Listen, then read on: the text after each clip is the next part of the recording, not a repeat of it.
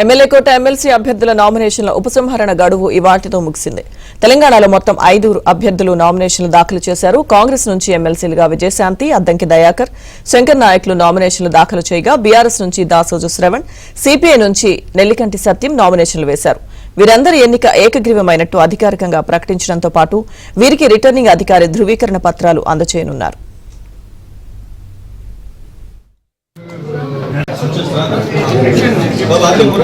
एक minute sir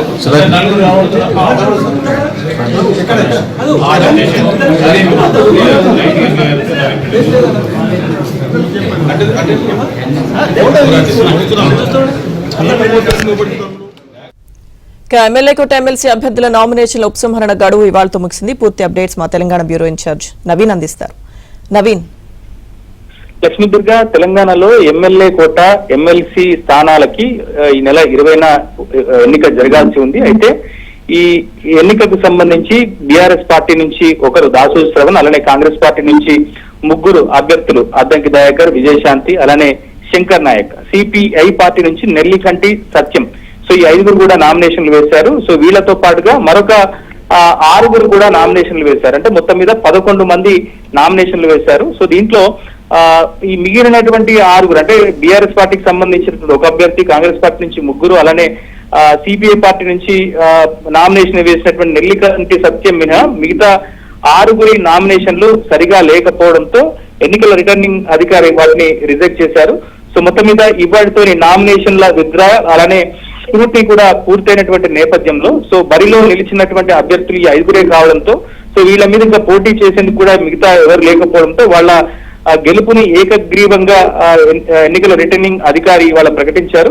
so వీళ్ళు ఈ 5 అభ్యర్థులు కూడా కాసేపట్లో ఎన్నికల రిటర్నింగ్ అధికారి నుంచి ధృవీకరణ పత్రాలను పొందబోతున్నారు. సో మొత్తం మీద ఇక కాంగ్రెస్ పార్టీకి తెలంగాణ కౌన్సిల్లో సంఖ్యాబలం కూడా పెరుగుతున్నటువంటి పరిస్థితి కనిపించింది. ఎందుకంటే ఇప్పటి వరకు బీఆర్ఎస్ పార్టీదే కాంగ్రెస్ పార్టీ కౌన్సిల్లో ఆధిపత్యంగా ఉంది. ఇక ఈ 3 ఎమ్మెల్సీలతో ఇక కాంగ్రెస్ పార్టీకి సంబంధించిన బలం కూడా కౌన్సిల్లో పెరిగినట్టయింది. మరోవైపు ఇటు సిపిఐకి కూడా తొలిసారిగా కౌన్సిల్లో కూడా ప్రాతినిధ్యం లభించినట్టుగా మనం చెప్పుకోవచ్చు. సో మొత్తం మీద ఈ 5 ఇక మళ్ళీ అంటే ఎన్నికల్లో ఎన్నికలు జరిగేటువంటి అవకాశం లేనందున ఇటు ప్రధానంగా కాంగ్రెస్ పార్టీ ఊపిరి పీల్చుకుంది. ఎందుకంటే చివరి నిమిషం వరకు కూడా బీఆర్ఎస్ పార్టీ మరొక స్థానంలో కూడా అభ్యర్థిని బరిలోకి దింపుతుంది అనేటువంటి ఊహాగానాల నేపథ్యంలో ఒకంత కాంగ్రెస్ పార్టీలో కొంత కలవరం అయితే మొదలైంది. అంటే దాన్ని అనూహ్యంగా తిప్పికొడుతూ సిపిఐ పార్టీకి ఆ ఒక్క స్థానాన్ని కూడా కేటాయించినటువంటి నేపథ్యంలో ఇంకా బీఆర్ఎస్ పార్టీ ఆ సాహసం చేసేటువంటి పరిస్థితి లేకుండా పోయింది. సో మొత్తం మీద ఈ 3 పార్టీల నుంచి ఎవరెవరైతే నామినేషన్లు వేశారో ఆ నామినేషన్లు వేసిన వాళ్ళందరినీ కూడా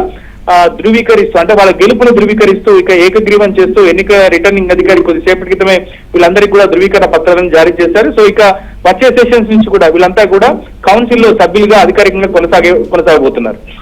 ఓకే, థ్యాంక్ యూ నవీన్.